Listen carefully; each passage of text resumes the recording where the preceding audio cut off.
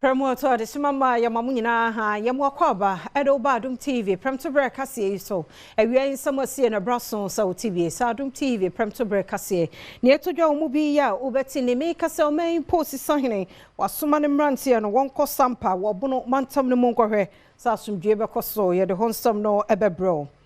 Mampani John Dramani Mahama so de atodwa sa aban ne mpre no ho nye state of emergency bia wa galamse no ho na mom ehhye wo ho ye de honsam no so ebeba ebekokuma se na adehye wo ho no so kiremu sa ban sorry na kwan ode efoso akonti galamse no ano mre on sorry na onye dwuma no sebe ye bebo ye no ne nsem bi ya agudie ka ho obi man so ne edegide ye de bro sa Adom TV Premtobre Kasee bra Facebook/Adom TV extra go TV 119 DSTV 280 ko YouTube search Adom TV tube na kwa AdomOnline.com semi any sembebre wo ho Majoy Trish won tadi ba ko ni ko Instagram ni Facebook e wo ho also order ODSCA media fia amankwa tamaklo medasi afia ni die mientie seden semni chiremu ankasa etie Mampani John Dramani Mahama de atodwa se Ghana yensidi no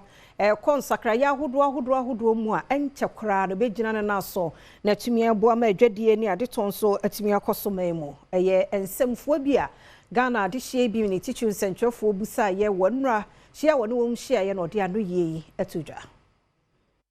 Ghana ban ehwe ni mu se sedi Ghana city ahoden etimi eba fom no afi bia obetimi ede agina wo hamu chichemu enum sebe yi a ahoden ebeba o man sikasemu.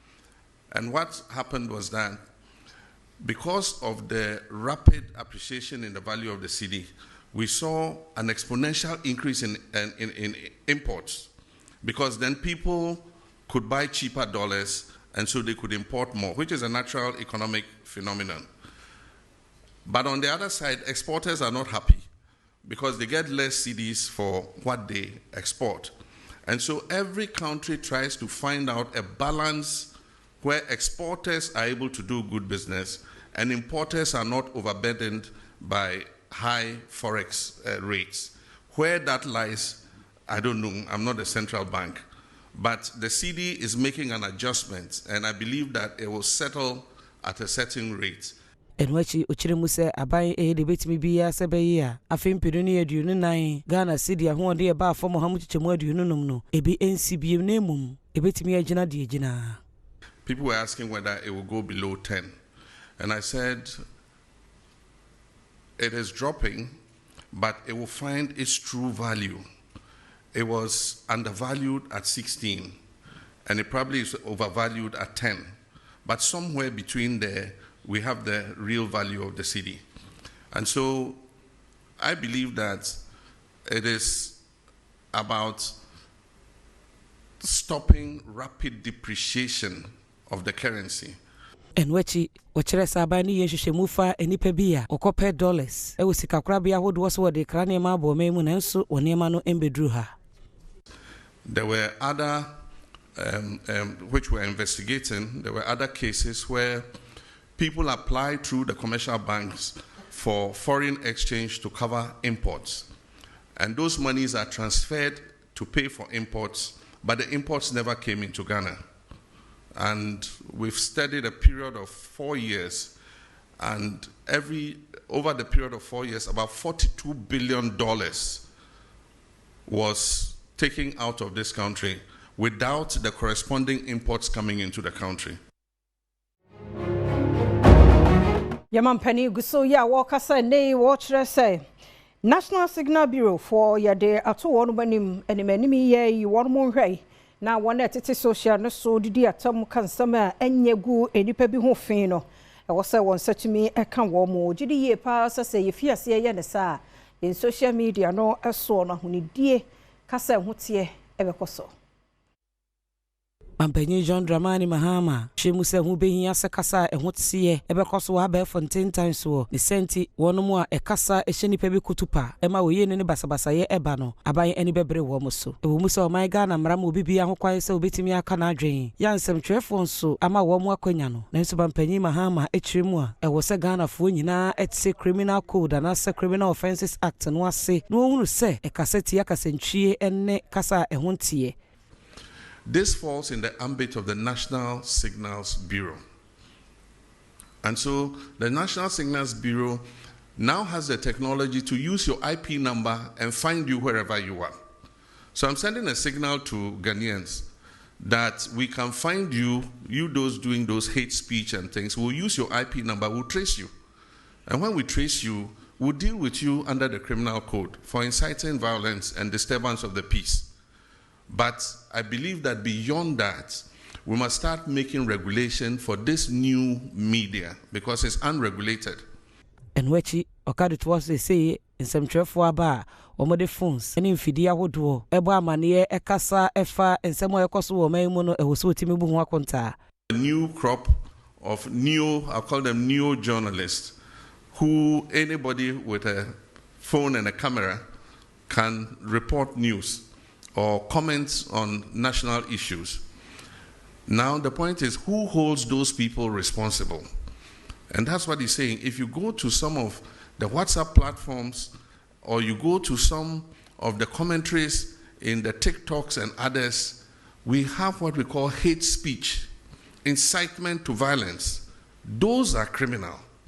Despite the fact that we have removed the criminal libel laws, there are some laws that make such people accountable. Yagusoya wo mampani John Dramani Mahama Enran Centrofo a wono wonhia ye edi nkomoi na wo se Electricity Company of Ghana wono madwen se yento anyinam hoodin mu nko 225 no de wono won ya adwen ye no ti na PURC wo ho no mo meye nhwehwemu no mahwe ne ebetumi aboa mo meye akwanimu yamane boni abena hwene ene busa asansem ya mampani di ano ye atuda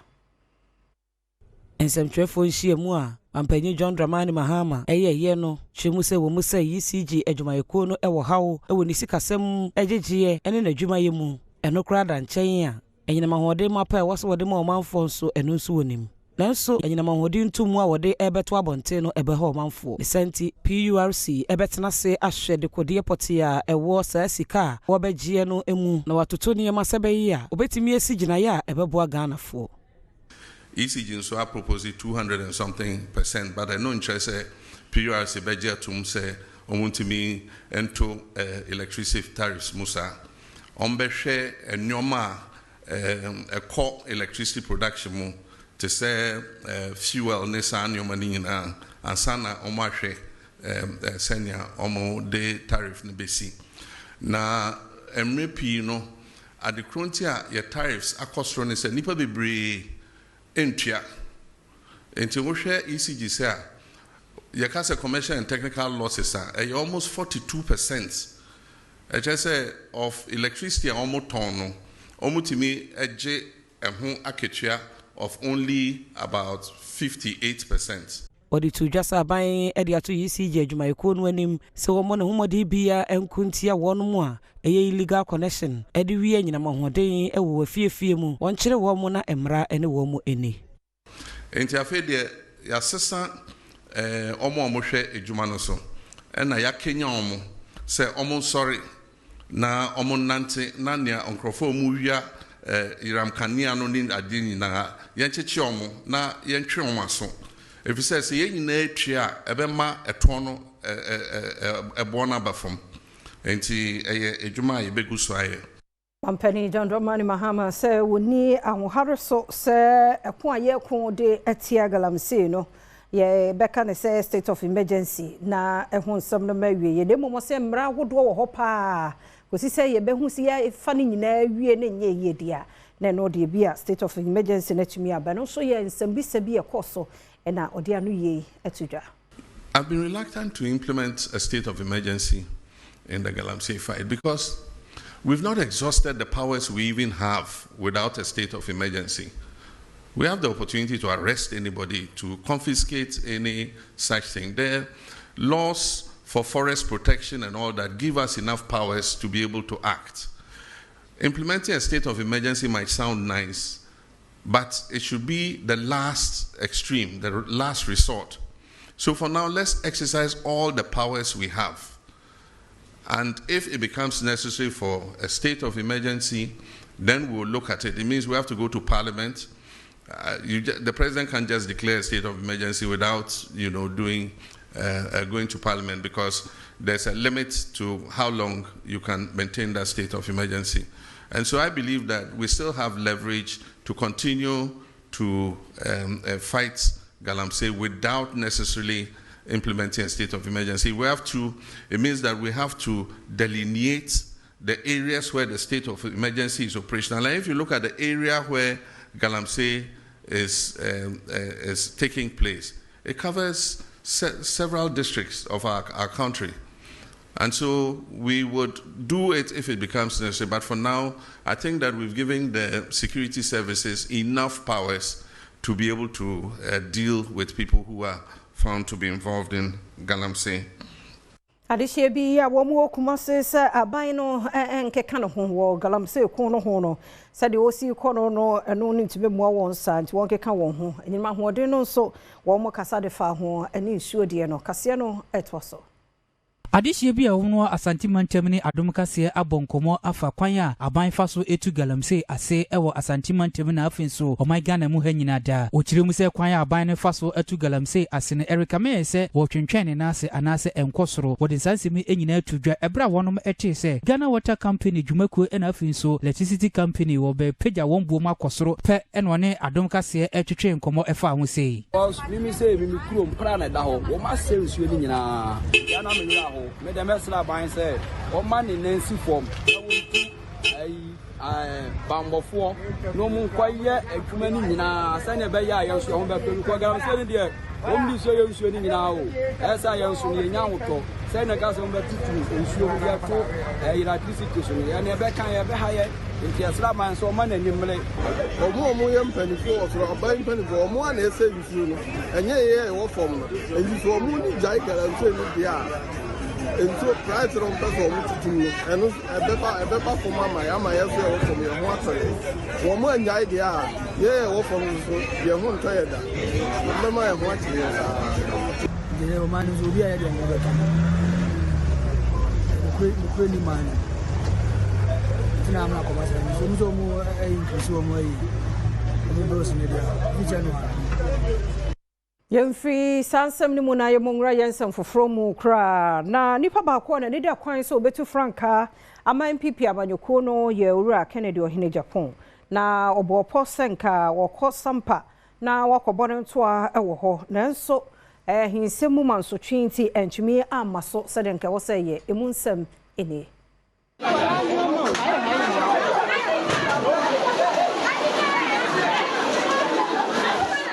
NPP amanyoko ne panyini baako ya wo hwese obetumi etu franka ede ama amanyoko no Kennedy ohene Japan ebinada itwa mu no nanko wo hwe ne mu se ode nani kwako kire mu ewo sampa nanko de ne ntoabo ahye so na so enya de etumi ewie peye ena mahene o masutwi bi abaye mraka krani ama ne muso ewo German North Mensen ne monti ore Japan ya wo bonto ewo bono mantam ne emu na adwense kode nani ekire mu ewo sampa nanka etu ahene sia ahene fu bi ewo honom no wadana ne sode hono wadi akire wo mosede nkebeye bren wodru wonyade o machitabe mano nanka wato maba edi amano na so abra ode saral ne hye so no mentimi wase kakrama ne mosu ewo mu esanse komienu a wo mu kwa ahene ho no ehia wo honom a na esewani enso ka kire se wo kira ebinada no wawia no eko ba akwa bu amane na wonom edan ohene bi ye de kire mu se wonu yo man hene ewo sampa eni anhweda nche bia no eko foforo no so de omani kire mu obia ho na won mo kire mu se opanyina obo ndin se onu na ye man hene wo sampa no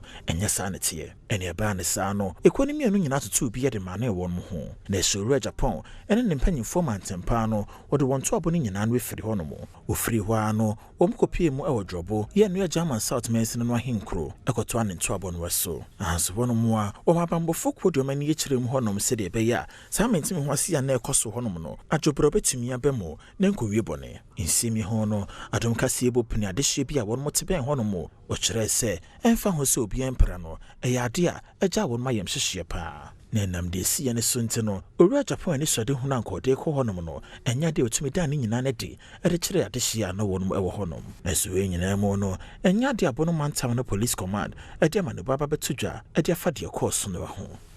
ti we ya ye kan make say post sahene asoma mranti akọ sampa wobono mantam no emu sabeya asomdue ebetumi afa ne ntoma pa ede efra bambo mu ayire nti na okro no mu ayedin Kasee no etwaso Posi dom sahene Christian Tete Yohono atenemrante agumontene sesese won kwasampa ewo bonomantem mu enkonkohwema asumdwe emra esamente bo ho ase a sori ewo honom ama enipa baako ahwere ne nkwa ewo ahensem emu krata posi adwumayeko no dia beto dwa no wo kire a sisi wotimi ama asumdwe aba ya wayire bambo mu honom dendenden a posifo ene na montene ehye so bebo manfo eho ban Bema bi a wokọ a wohia wo ne mpena a wonya mfie aduonu ensia wo fashion designer ne din Mabel Asantoa oto na nanom ansiedo na nyina ne se ne mpena bema na okọ oba no ho no akọ ne se kan amene oto na nanom ansiedo no so ye sanko wo hye no ho akonfo ensem no eni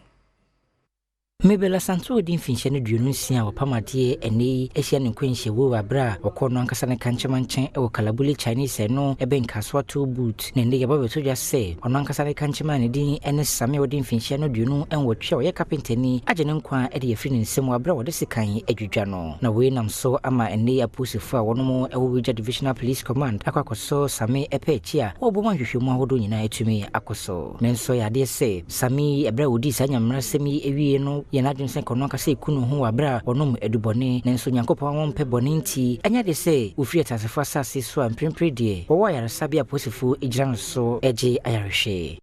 bema ne oba bema ne dampa so a opre but ye wura dem so yete eduro bone nkan empa enka ewo dem ho abra ye wura dem ho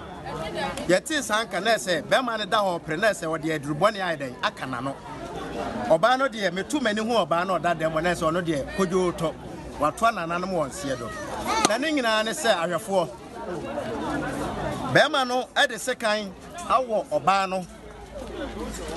emene a nanka opa etwa efri so bato hwe oba na ho ode na eboro bema ne de no so nti wantimi anya de antwa na ode awo no pa Kasee moja tunu na nya moja ketewa nti wi na oba ne pre ne nkwanti no ode handkerchief akekere ne mene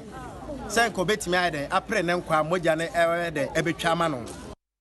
Oswafo ya wohwe gender, children and social protection so Agnes na Momolate se emreno aso sankraye eba ne hu madodo e wo dibia ahodo mu ni titiu wo politics e de ngumasua fam e she bills conference akoso nkran e na wo de sansemi etu edwa obo ye mampani abede akire Professor Nana Jane opoku abaso wo mpempenso a wadri She Bills Conference Academic Women Foundation ana womo ede nhihye egu akwamu no eyade a womo de boa ema amoma ko monim ewon cheche ene kwan a womo befa so edi womo afoforo enim na womo etimi enya enyuma aye na womo akọ nenim wa abrabo mu no dwumedi ekoso no osofo a ono na hwe ema yedi ewonsem so Agnes na Momolate ede tudwa se womo ni ajepa wo policies ne regulations a womo de egu akwamu ede ama emai se womo beko nenim I reaffirm government's unwavering commitment to ensuring that women are not left behind or on the sidelines for development. A landmark step has been taken with the recent passage and launch of Ghana's Affirmative Gender Equity Act 2024 Act 1121. This legislation is a game changer and it seeks to increase women's representation in politics. Enuanoma womo ba dwumadie no asene bi nso ene Adom News nsentwofo twetwe nkomo no womo so de nsem se na tudwa. I see a lot of confident young girls taking up engineering courses and knowing that there's solidarity networks like wine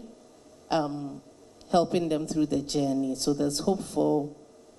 the future. There'll be more inclusive engineering and more impactful engineering. For the benchmarks, I think women have. So when I think of Chief Justice, I know you can become a Chief Justice because we had a woman Chief Justice. You think of Attorney General Betty Modudrusu. You think of that as well. You think of Ghana Bar Association President. So there is hope.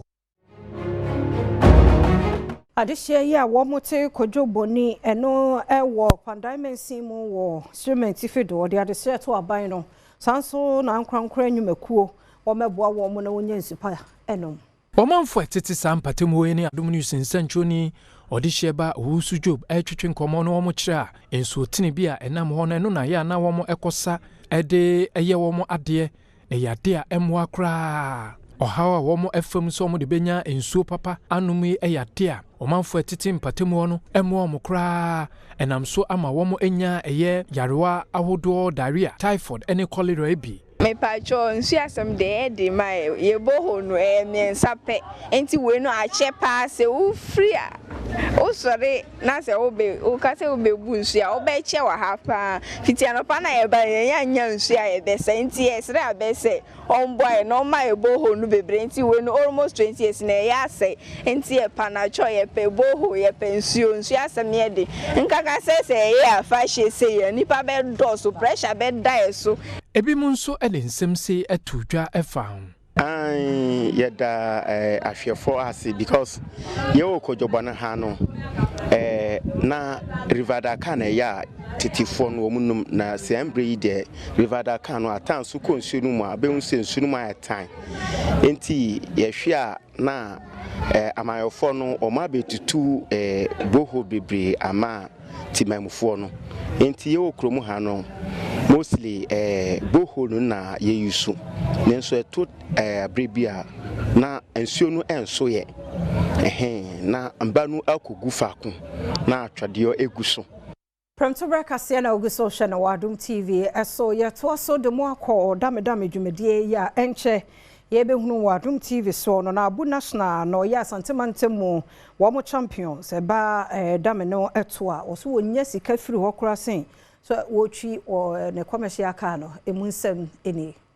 Dame to eya agro bi ankofo dodo na susu se eye mpanifo agro ebinim so kire se eye agro a wona sabi won pebre bi abo ena di wo ho hyem enei eno aka ho bi ama Adom Kasee etu na mode ani akire mu ewo amokom biaye a wotato dame ene enimdifo ni mpanifo enei wode wo ho hye dame tuo makobon komo eno ka ho bi ema ye ne Abu National wono na ye asante mantem ha nyina champion ema dame to bon komo no wo chese dame to ne de tamam koskui na mete mass na msate science ana won dame so onye obi ote mass na science utumi to dame ntemu a no nkoso we na ye calculation we na ye student school abi mu se dame ne dame school ko se ma hu se twebibi so ni na mass we ni na aboa ma wadwumu bi oni tema me de be hu dame to dame nya agofo e agobi ye nyansa onum dame de se mekan se nyese bia woni jimi awuntumi to dame ntisa Madam ya gobia omo munim de na hwe yesi dame fo kwajifo adwuma so be hwe pass ka fo na tedame Abu National etwa ne nkase se na dame to so amenei watukwan akopie aman ahodo bi te se South Africa ene Malawi ni aman dodo na so eno kra dan chenso so dame to ma ne mfaso bebri eche ni taxi a otwie no dame mama manya tribal experience at the same time manya ka wo ma media mi adwuma dame na mama toy dam na boa me ama oba me dem biga sese bidem dey na dam timi di free paso utwika wande benya 2 million unya mtuko to dam wande benya 2 million 7,000 5,000 pem so tumi ye bitu 1 million na makwaje 1 million na makwaje kan kwa me mami nya for so class a Oscar kwa uji aska no be wo se beto peto badam ti to je 75,000 eti se dam mai kwa na me hotete me ne nkase mu na oche se ohwe Adom TV dame dwumadi a wo mde ba hye so ewo mantem yensa ono de o kan praying se saa agokansie no obedi mu nkonim oh me dem fans for ina enim se maje awie se ye kase do Ghana obi enim se me obi ampre e ba sante be dam so a me obi ampre ene ye kase dam a opekwakurase ko be bia me di na obi abo eti me fans for ina enim se maje enti me so mudi kama me kakla eskan de maje awie ana award be mbeto so bia me amedia Owura Kwame Ampadu na ye asante mantem hia organizer ema dame tofo na wone Adom Kasee abonkomo ache se asante mantem ha ya hoboa edihia Adom TV dame edwumadie no na yeso ahoboa bi a ye beye na yetimi amadwumadie na ayeden ayenkoso ayefe no as organizer ebo modin aye ene mpanifo the regional executive media chairman nyina yebebo modin abobo boys nyina no na competition ne baso a yamana yakọ no ayefe na Adom TV fo nyonyam na dwumadi no yɛn Asante region for there yɛayɛ ready na yɛbɛbɔ mmɔden sɛ yɛbɛwie na yɛbɛka 3 regions no nyinaa bɔ mu no so no yɛbɛsure sɛ Asante region yɛbɛyɛ as a champion na yɛaka no ayi no trophy no ɛde abɛkyerɛ yɛ nana Adom TV dame competition ni agye sɛ twa bi di Enti wo dame dwumadi no ho nti no de afutuo ma mabunu no ye kwa upra so ho na ye bowura ye a wo kyese mabunu no ebre no aso sa agudie we tetenum wo ho ene nti mabunufo ani nkyere ho sense obetan social media so atwa adapa ye niam bia ensem fata ene odeda me akensi hyehyɛ so ɔkɔwu mpaeɛ so na ɔto wɔn nsa de frɛ nipa dodoɔ ma mo nyina dom ho ɛbɛhyɛ mu ebi dwumadie no wase no mpanyinfo a wɔn makwadere wɔ mu paa yi de futuo ma mabuno yɛ wɔ wɔn potane emu sɛ edwubra a wɔn ɛto dame na yɛ mabuno yi wɔn mpene wɔn mo wɔnsua na wɔn fo wɔn ho nhyɛ mu ebi ɛno no boas ne sɛ abere bia no bɛkura wɔn mo phones na social media wɔyɛ ne mabia ɛnsɛm fata ɛwɔ so deɛ osua adeɛ wɔ ɛma wadwum yɛ dɛn ebie ɛwɔ dame tonum so ɛma wadwum ebie dame na ɛsɛ mass wo hyehyɛ ayi no wotemu sɛ wei ɛbɛfa ha wo so wofo so wobɛkye no ɔno so pɛ so wobɛkyew ɛti no ɛma adesuan bebree ɛwɔ dame mu a kyɛ sɛ adwendwe bi kora wɔ wo so a woto dame na wotemu yɛ okay na no esi debra wiafe ya ɔno de mu nkonim ɛnso de nsɛm yɛ ka ho Empraso for me na madi nkunim a yɛde me ba enkran yo September sɛ Kumasi o player bia ni hɔ player Martin din sɛ waba mu foforo ya ade na ɔno kra de network no kra de mimu network no kra enti sekikue mu ayɛ ready a ɔmo ntwɛn me de kruwa ne ban price so me kwamte wi na me kasa no debra wi afi yɛ makruwa ne nkankran hɔ sɛ de tembi omo ye pacho mi hu da me to de 40 years be 40 years Inti ya krado twen ye ne na unim sa Adom TV ye wazo ye na nya ya no fafa keke ne de ka ye kan so a uhunu difference no ti edu ho a ochena ebe ma wahu de ekoso na oman krado ye wo kwashi abe ya wutu senya west mensi mu mfimfin mantemu ye nan agodako ena osin ohia bambo pa ye mu odin fi se langas fo tata woni ne fiefo bi kura bontre ne so mbeku ono nana ene na de hie no mu binti ohia bambo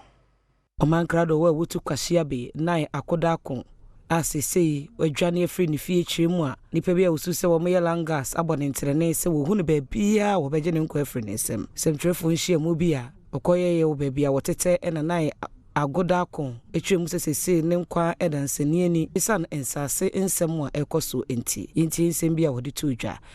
especially me mankrado omo edi omani esimisu se be bia ombehu mi bia no ombeku mi boys no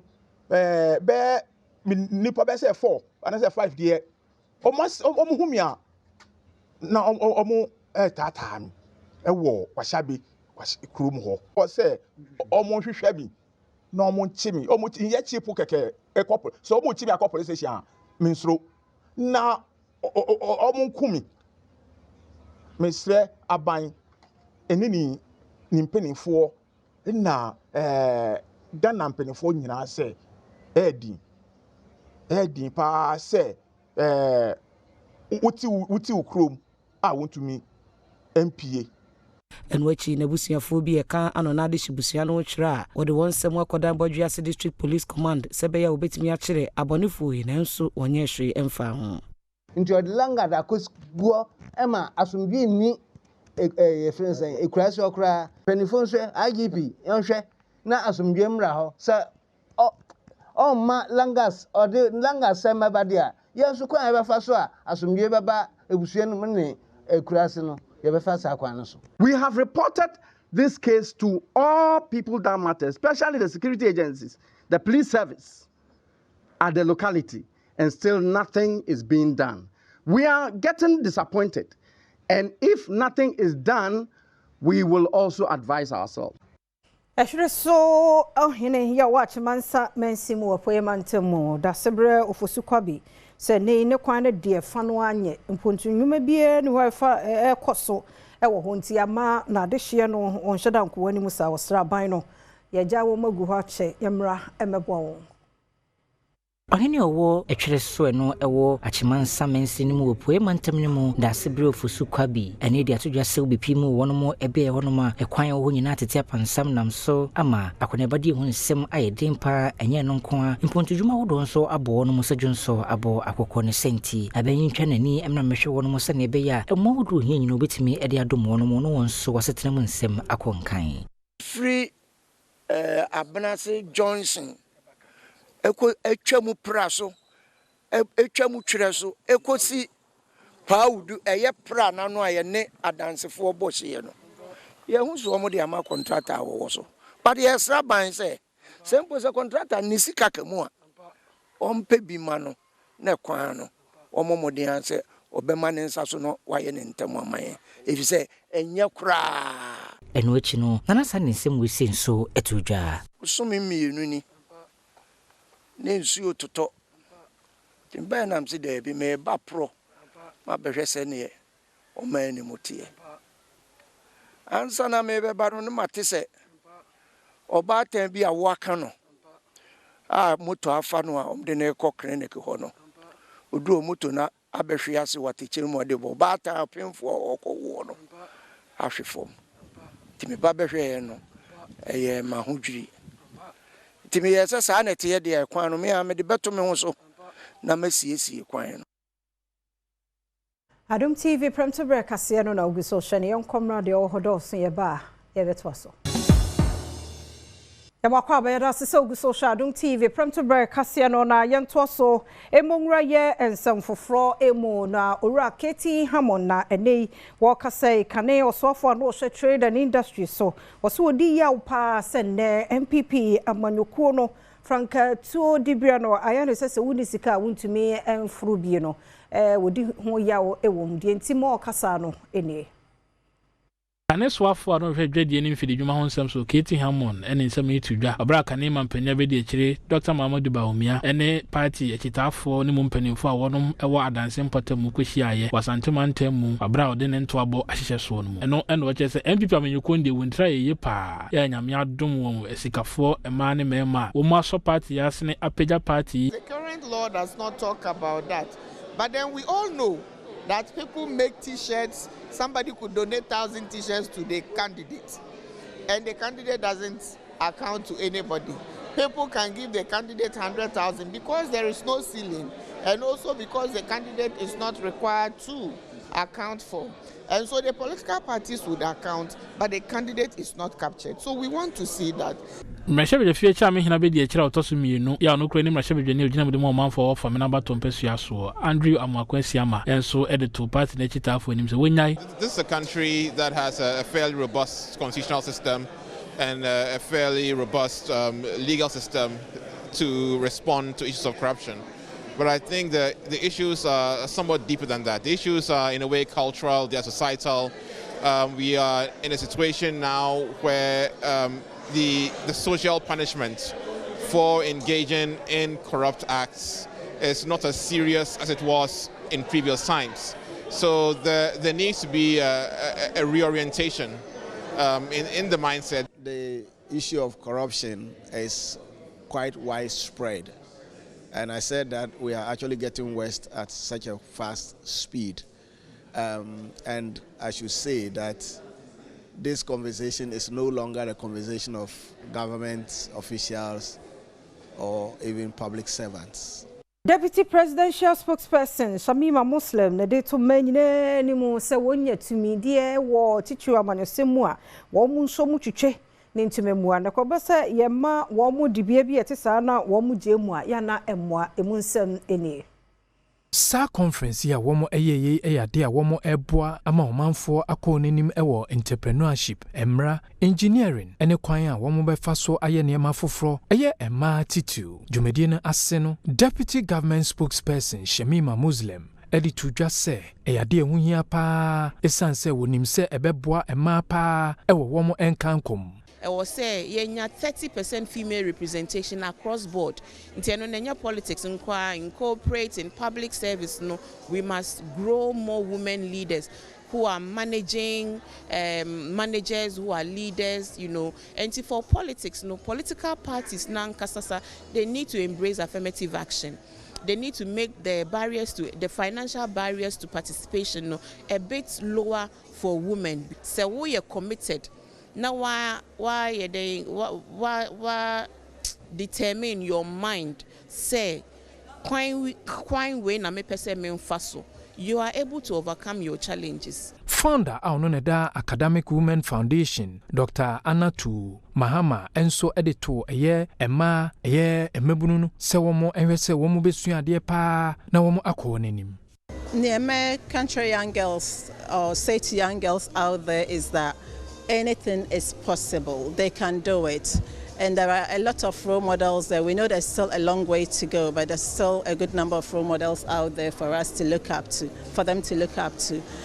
For example, we are role models today. We are also looking up to others as well. We've had Professor Lydia Aziato come to speak. I'm an academic, so I look up to her. I know it's possible for me to also be at the top there. Sunyani East, Mensino Assembly, free as ya decongestion exercise, Coastal Central Business District. Sebeya obeyi nipa free me and kwaso wo motena ne fiinum ne ade Lorry Parks ho nyina wo bawramo Kasee ediachi Sa operation ya Sunyani East Mensino Assembly ekoye wo hyase anopa nondu ana ye Mensini Penimpa Vicente Jentwi ena na edi ani mo wotimi komaso Market Street etre Coronation Park Methodist Church Street ene akwantempo awodo so awon mo etonton ne ma ho nyina apamo wo mo efiri ho ura entry ene Adom Kasee twetwem komo bra dwumade yi ekoso ene wodi tu dwase Oba isunya promoted within the Central Business District na cars bodom obia paki bebia ope edo danchi a manfo su dibia okwan ni mo ankasa titru pedestrian walkway a ye bia ye wo say nipa on take mo na say onchi motor na say want bicycles e wo so offer ene wo mo paki omo car kese okwan so bi normal any free card mo shop na so paki normal the free shop any mo any maso ho no say ye wo no enunti na ye tu sana mo ti say ye bo amane dada no ye pie mo ncheso ye ne Ghana Police Service for the city gas force and for mapa any decongestion task force ye ti si mo ncheso ne say ye bo amane ye ba na ye di kana o manfo di onkomo ya bia ye hu meetings ya ye wo engaging so do na no ye ba be se o manfo comply with it mechi o manfo bi e kire sese adwumadi ya Mensino Assembly eye no wani je ho pa na aboa ambasese ahyen etimi ekontentem a wonu mu a etwa kwan mu nso etimi ekọ a ehyen bi ya entata wo mu ewo kwan no eso so kasi emo sunyan na meboa ebebo sunyan bebre but the tie so ne say anya se bia most of obia no aduane but bagi bia ehye se kanipa no okọ na chi na nipa fa kwan no so na omo ye aduane bebre no I hope say eno obeboa say dia ye pa mo ya de mo gba adwuma obi kan na say wa sell first wunya kwankwa na watu anem upa ba bi ofa atade kura je so ofa akire say wa ye say watimi aba say hwese mi dia ye kama Ahafumantam ne mo soafo ye charity gardener wono so de medwadefo wo hwidie mu afa enhyehyɛ ahodo ne aban na ni so ade hunu a wode atopno so eboa se dwadie ne ma ho nsɛm ebekoye Charity gardener ene yo soafo a wo hwe ahafumantam no so aye nkyerɛkyerɛ ma edwadefo ma wo hwidie mu ama wo mate hyehyɛ aban eye ede aboa edwadie ewo maimo woni Adom Kasee twetwem komo bra woni edwadefo edi nkomo wie ye na o kyerɛ mu se hyehyɛ bi a Women's Development Bank aban ede ba eba ye no edwadefo ma no ente ase fa akwanya yi so akyerɛkyerɛ enwoma His Excellency John Dramani Mahama ede abegu akwan so yaka youth in apprenticeship yaka adwumawura yaka Women's Development Bank yakeka nyoma bebre na de akire omo maslock emfaso omo benya frim enti ye pese ye ba na akire omo ema ekofom se His Excellency ba ye no ontentena Excellency John Dramani Mahama di bibia ya to ni din 24-hour modern market ye na across the country hafoka ho enu ti ye ba nso ebe kirekire omo mu se de market ne beye na hema eka se omo hia bambo sa bambo no ene nyoma ni nyina eka market na ye ba besi ne ho and which Mensini Penimpa West to South Benjamin Asabel Donko, Echemu say. Campaign say, Mono. Also, Baby Sidra. kama ewo district bia se adwa no hwediem dwuma se ne de bae adwa no nye dwa ketwa adwa efre yi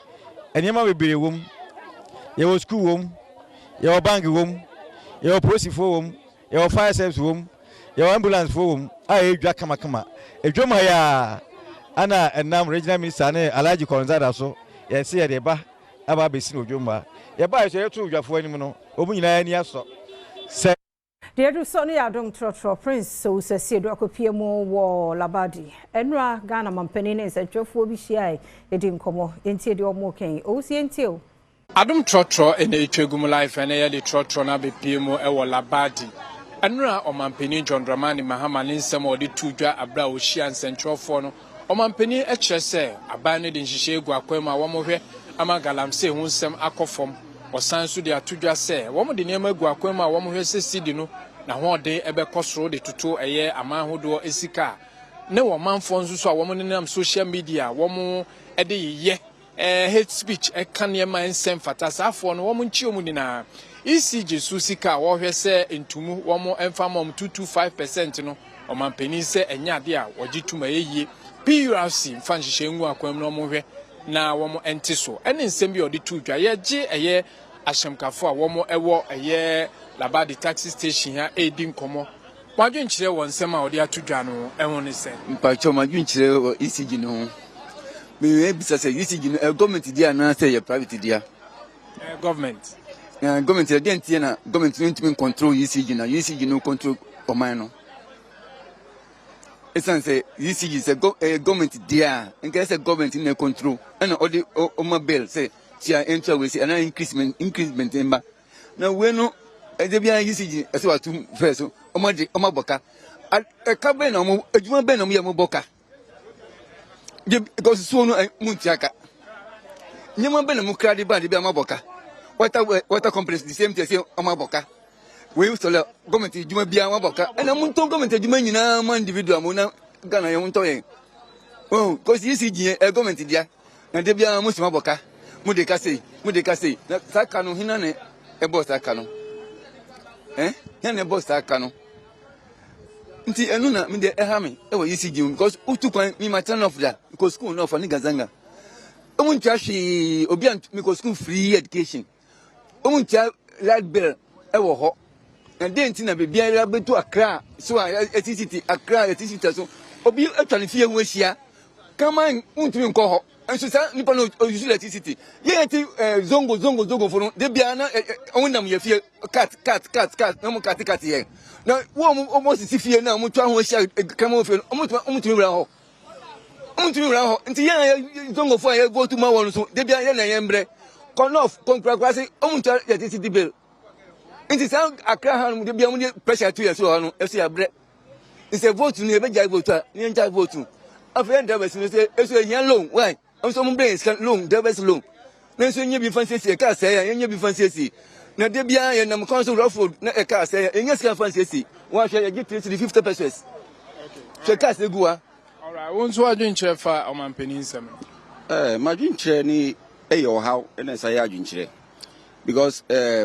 uhwe ECG dia yi intumuna senate pusisi ya kwa ye hu ano what I say nti ye hu ano no na ye sa ebetumu bi mu an say bra na Ghana for ebre me wa pay ngofo pay ye ntumu momo what I say ye ntu ngofo pay mu momo na so di bia na utility fees na ye kosoro na nipa ebre what I say now second time so me we no about galamsey then how because na say ubunso insocracy okra within 3 days egu galomo within 3 days ushu abon say na mu nyina ye green. That means nema yakoso no enye nti ya nhwe galanse yasem anka ne ye dia masa ye bebre na ye bebre be yare na se wo hwe enche bia na obi si tie ne ya se ne menyina chemicals nyina e die wu enya chemicals e wo aduane ye di mu ye se nya chemicals e wo nso mu die ne se ye wu aro no oh nti mi hawaro no why unso adwen kire oh me so ma adwen kire ne ketwa kakra bi ne se eyi our friends say social media obitia social media no so ka se men nya anwache no but na ye hu o man ni mu isi an say ni nyina akwa political way because so bi tenasi na so ka na so no motibe nche no na so obi de okotena so no so Canada na se mutime kire dia na ne nyina political we nti me so ma adwen kire no na secondary no so no galamsey no so ekum ye ese ye nyema ye japade ye menye ese no su ayanum ni bi bi ese no se wasa akọ no wasan ba no so betu galamsey ase a ye hwe no se otu galamsey na se ma ye ne ye nyina ye wonto ye wo man yi mu. All right, na ashemkafo awomo ewo eye labadi yada prince also see do ase de do so no agokansi birthday boy na ne birthday tina ozi ebedi koshia mu ampesie nso ye nya koshia body mpo ni koshia no pa ono hwan eno mrabe ma mo akwa ba wo kasa me koshia wura me na me so nutrients and carbohydrates no and metum futuro mu ye ne apart from birthday no am yan celebrate hwe no. Well, afina abo no ndu mienu ayekora ni monti ansana no sia bebo no. Baby ade meduni. No sia moye amanya me so bo. Okay? Bibia be fine. Now, you be start season no. Nti clubs no ebi akompaibo, ebi so kwadro so, ebi ni nyina ya capture. Sa. And yentwe Eric Kasee do body birthday boy otwaso. Right, fantastic afternoon. Abusia, we're the birthday edition of Premtobre Kasee and Mema Ajumamu for Chomanum. You cut your mouth. Nyamu di ni bia. Nyachin chinache semra no pa. Media no me share inside ho. Tu di ana o kodafi. Say kutu say bam. Nyamu di ni bia. Ebe jemu sem. Me see eye kosuam pesi na memebo no. Me kwasi nchen. Na ma ye ko tomre stew so si nchen. Didi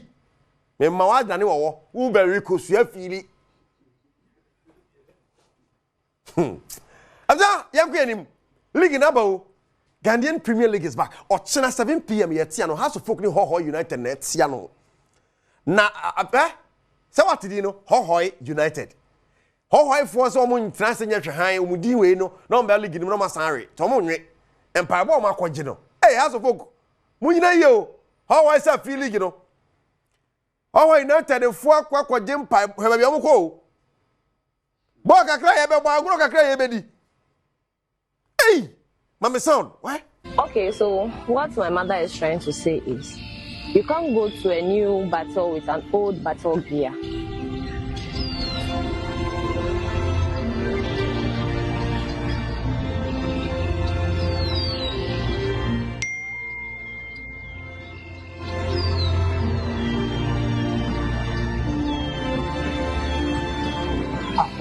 The woman people on the road, I don't believe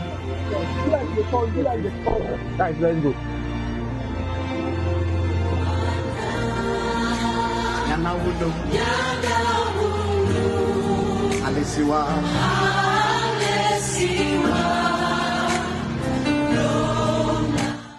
Hey,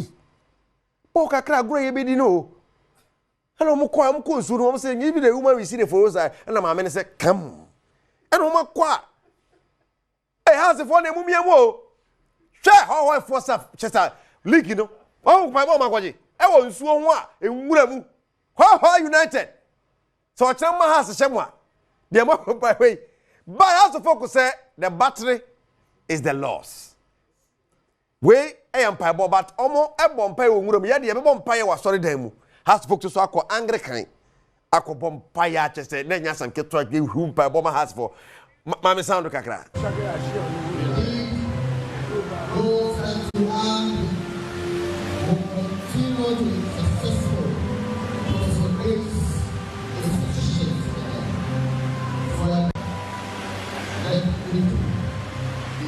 Enye ne honam ene moja na enya. Ye ne awie motufuo nka bechie owo jata osono. Nti ehohia. You have to vote. Yeah, we seem well, and Pabo de ye, yes, so the Pabo better mochi. To say you say when say could say bam, and ye bomb pie mamon to be as hambro and ye bomb pie mom. At the end of China, 7 p.m. has it, Tiano, never say, oh, me know, we can say we go, you know, at Tiano China. So, or China 7 p.m. or Accra Sports Stadium. Now, imagine so now, Marco Ese Kusiana Bea, no, my German, my sister, Fiaman Quatamakru, Ophelia. Now, what was so? Kejuan Kasani, Eric Kasee do body. Yenye ni wani jidie mu nsam na movie eba bonten the fisherman no ai ni nyina no communities ahodo bi a won nsuo mu adwuma me kire afarefo ene yeba be pa ho ntoma wo Silver Bay Cinema September bosumi ye de tosudu enkono Kasee ediachi. But this was the first time I got to make a feature film, and I was really excited to kind of bring it back to Ghana. When I was younger, I lived in Keita, so I was excited to get to tell the story of the fishermen. I'll tell people to come out and watch this film because not only does it showcase Ghanaian culture and our beautiful fishing community, but it also is. My no so na Adom TV Premtobre Kasee no yem fancy midi efia amankwa tamaklo mido biase. Iti no wa oje breshe ni team no so mayade yedase.